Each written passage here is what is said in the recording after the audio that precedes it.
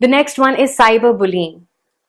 We are all aware of what bullying is. Recording something, recording bullying, and then basically uploading it on the internet for it to be viewed by a lot of people who actually might, end up liking it or sort of sharing it with other people, is basically called cyberbullying. A minor, or for that matter, even someone who's not a minor, uses modern technology to threaten, torment, intimidate, and even harass other kids or adults for that matter. What makes cyberbullying different is that cyberbullies can conceal their identities. They are usually anonymous and they don't come forth. Cyberbullying is not face to face, so you don't really know who is the person who's tormenting you. What another thing that makes cyberbullying different is that teachers and parents are not aware of it, that it's happening. If it's in person, teachers or parents actually view it and they take respective, stands as to how to sort of stop it. But cyberbullying, they're not aware of it, and over 90% of the kids don't tell because of the mere fear that their allotted computer time would either be reduced or their laptop would be taken away from them. The symptoms of cyberbullying are that a kid actually suffering from cyberbullying has symptoms like withdrawal, depression, feeling of isolation, frustration, violent behavior, which invariably leads to suicides. A recent case in the UK where a kid suffered from cyberbullying, he committed suicide, and finally his father found out about it by logging onto his Facebook account and chatting with his friends. He realized that he was being bullied by some of his school people, and all he cared about was the fact that his kid would have come and spoken to him and he would have fixed it. So the key idea here is to speak with your kids and find out exactly what they are going through and not judge them on it. The next one is social network addiction. We all know how amazing Facebook and MySpace are. They help you get in touch with people, stay in touch with them, and basically just interact, share your views. But there are a lot of threats from social networking sites as well. The first one is the no age verification. There is no age limit that only a 15-year-old and above can sign into a Facebook account or sign into a MySpace account. In fact, over 7.5 million Facebook users are under the age of 13. This is something which even Facebook itself is struggling from, trying to come up with something how they can stop minors to start to use their website. The threats are basically that kids are not aware of what private is. They have a very false sense of privacy because they are sheltered. They don't really know what is there outside. Information is not verified for accuracy and truthfulness. So you just need to just type in, say I'm 12, but I type in I'm 18, and people will be like, the website will open up to you. There is just too much personal information shared on a profile, and if it actually goes into the wrong hands, it will invariably affect the kid as well as the family. Another threat from social networking sites is the exposure to inappropriate material and predators. There are a lot of ads on sites like Facebook and say Google Plus or MySpace. The thing for these sites are that they want to make money. So the ads are there for them to make money. So you might click on an ad thinking it's all innocent, but it might invariably open up to a porn site for that matter. A lot of sexual predators and pedophiles prime their subjects or find their next victims using online sites, one of them being this guy. Another threat of social networking sites is chatting. You don't know what your kids are chatting. They have acronyms and, different languages, sort of different probably words to signify something or the other. And you have unrestricted chat and video chat. Just accessing someone's webcam can result into a lot of problems. Some of the examples of chat acronyms are ASL, age, sex and location, POS, which is very common these days, parent over shoulder, so don't message anymore or don't talk something which is not appropriate anymore, parent in room, parents are watching, parents are listening, keeping parents clueless, and they just go worse and worse. Will you call me? Let's meet in real life. Kiss for you. Dirty talk to me. I want to have sex now, etc., etc. So now pedophiles and sex predators, as I mentioned, computers are the predator's gateway to your kids. And there are about 7 lakhs registered sex offenders in the United States. There are, I'm pretty sure, an equal number in India as well. It's just that they are not registered or not caught. So what predators basically do is they groom potential victims by befriending them online and earn their trust, send them gifts, and basically find out their secrets. And then they end up using those secrets to blackmail them meeting them in real life and invariably abusing them. One of the alarming trends is that sex crime victims are teenagers and they are very well aware of the age and sexual intentions of the offender, but because they have something on them, they can't just stop it. Sexting. Sexting, as I mentioned, is the act of sending sexually explicit messages or photographs. The problem with sexting is that it's easy and widely propagated, and the originator has no control. This has actually resulted in a lot of MMS scandals all around the world. So how sexting actually affects the person is through something called as flaming. Flaming is an act of posting or sending offensive messages over the internet. It could be either anonymously or, for that matter, just to sort of irritate and bother the person. Social engineering. So as I earlier mentioned, phishing is a form of social engineering, where things like a bank send you emails saying that we want to upgrade your account for free and it's a limited period offer. We are aware that these such emails can be fraudulent, but for a 12-year-old, if they get an email saying that they have just won like $20,000, they would want the money, and they would invariably give your personal bank details to the person, and you will end up being broke. So we all know that there is an existence of something called as the technology gap. We know there is a generation gap. It's unfathomable. You can't really connect that much to the next generation. But what has increasingly increased is the technological generation gap. So technology quotient is something how you measure the technological generation gap. It is the technophobia which a lot of people from the older generation suffer from. So TQ is a shorthand for assessing one's adaptability and preparedness for emerging technologies and integrating them into your skill set and professional life. So how do you measure your TQ? By answering simple questions like, say, for mobile phones, how much do you know? How much can you use it? So you can read an SMS, you can compose and send an SMS, but can you use features like T9, ITAP, WordWise?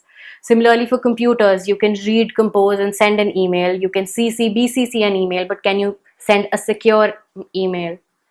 So what the alarming trends of technology gap are that in 1992, the technology gap was about 7, and that's when computers and mobile phones were actually introduced in India. In 2000, which is approximately 8 years later, when we have Google and we have Yahoo and we have the Internet Explorer, the technological gap increased to 21. And in 2008, another 8 years later, with more websites and more, video discs and iPods and iPhones coming in, it has increased to 28. And in 2012, with Facebook, tablets, and all different forms of technology, it has actually increased to 32. Now, the question is, how do children misuse technology? There are a lot of ways kids misuse technology. The first and most common being minimizing tabs and multiple tabs. There are 5 different windows open, and the moment they see a parent coming in or just over their shoulder, they minimize the ones they don't want them to see. The next one is deleting browsing history. This is fairly common. You go onto the internet, you see 10 different things, and you don't want anyone to find out that you've done that. So you open this amazing page which is called as your browsing history, and you delete each and everything you don't want others to find out, which has resulted in the web browsers coming up with something called as the privacy modes. Safari, for instance, has a private browsing. Whatever you browse with the private browsing on, it automatically doesn't go into your browsing history. So you don't even have to go through, the patience or the amount of time to delete them one by one. Chrome, for that matter, has incognito window. Internet Explorer has in private browsing. Firefox has private browsing, and Opera has private tabs. The kids also use and misuse technology by using fake IDs and accounts. So they make fake IDs and accounts, bother kids in their school who, just for the fun of it, for that matter, not even to get back at them for anything. So the question comes, what is the parents' role in social networking and kids? They need to inform their kids that putting in last names, putting in locations, giving in personal details like addresses and house phone numbers or their mobile numbers on a public platform is something which is not acceptable and could be very dangerous. They also have to tell them that they don't have to accept friend requests from everybody. If you're on Facebook, if you know the person, accept their friend request. If you don't know the person, don't accept it. You don't know how that person might be in real life. Sharing passwords. It is fairly common among close friends to share their passwords. It's just that there are times you use a single password for a lot of different things. So sharing that with someone you don't know, or for that matter, are very close to, can invariably be troublesome. Meeting someone in person that you met online, again, as I mentioned, you don't know what the person is, how the person is, what his or her intentions are, and they could be all wrong at the same time. Another thing which has lately been noticed is the files shared between two strangers. One thing that just came up the other day was, lately there has been this software which is sort of a background to an attachment. So if you download a normal file, but at the same time, you're also downloading a program which automatically catches all the passwords you type into that computer. So that could affect your bank accounts and your personal email IDs as well. They should tell them about indulging in sexting and objectionable chat, and that they shouldn't be posting pictures, or for that matter, even let anyone else post pictures of them without their consents. What parents should do is educate the kid as to what private is. They should tell them that there is a public self which is important, but there is a private self, and you need to keep it private. Like, be on Facebook and be added in your kids' close friend list. Sit and review their friends list. I hope you can do that.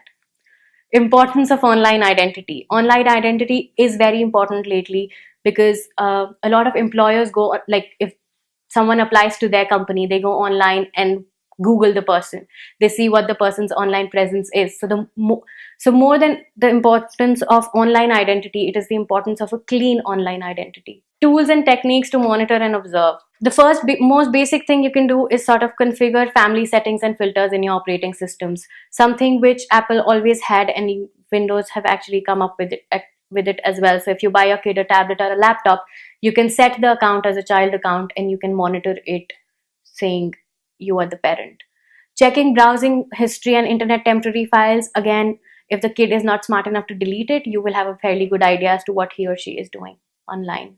You can also use a number of monitoring and filtering softwares, where I would suggest Obzerweb being the best one. So the question comes as to using of these monitoring and filtering softwares. Is it spying or is it monitoring? These monitoring and filtering softwares help you focus, or help you find out what exactly your kid is doing online, whether he or she is video chatting, playing games, like just being on social network sites, what kind of searches they make on Google. So you know exactly how your kid's mind works. The more you understand how they use the technology, the more you're aware of the potential risks, and at the same time, the more you are equipped to sort of have meaningful conversation, meaningful communication, or just connect with the kid. If your kid is actually sitting at home and doing nothing, but in fact looking at holiday packages, that means he or she needs a holiday. So it'll be great if you could take them to one. So what we advocate is basically less monitoring and a lot more communication. There is nothing in this world which cannot be solved with communication. You just have to sit and make sure and figure out how your kid is thinking and what he or she really wants or needs from life. Be vigilant is what we support. So Observe has an observe and learn program, which is basically two-step process. First, learn about it, and second, observe and act on it. So the solutions we provide is Observe Aware and Obzerweb. Observe Aware is a series of cyber awareness relevant material and seminars which we give to parents and teachers, with a simple philosophy of prevention is better than cure. It is much better to sort of control and find out whether your kid is prone to internet addiction, and stop it before it actually happens.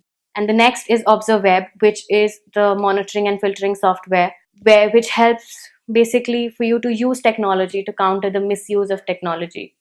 It's a simple online activity observation software which gives you activity report by messages and emails of each target computer. It is important for you to be aware of what your kid is going through, and go out there, help the kid, make the kid go outside, help the kid get real again, go enroll him in sports, and tell him that virtual gaming is good till a certain sense, but it's the actual sports that are going to help him in life. At the same time, monitor his or her internet usage and find out and connect with your kid. Get Real Again is an organization which is helping aware people and parents all across the world as to how the natural interactions have lately decreased and the virtual has increased. And with the support from a lot of sportsmen and everybody over here at the organization, we strive towards making real again real, and making virtual real as well. We hope that you help your kid get real again soon.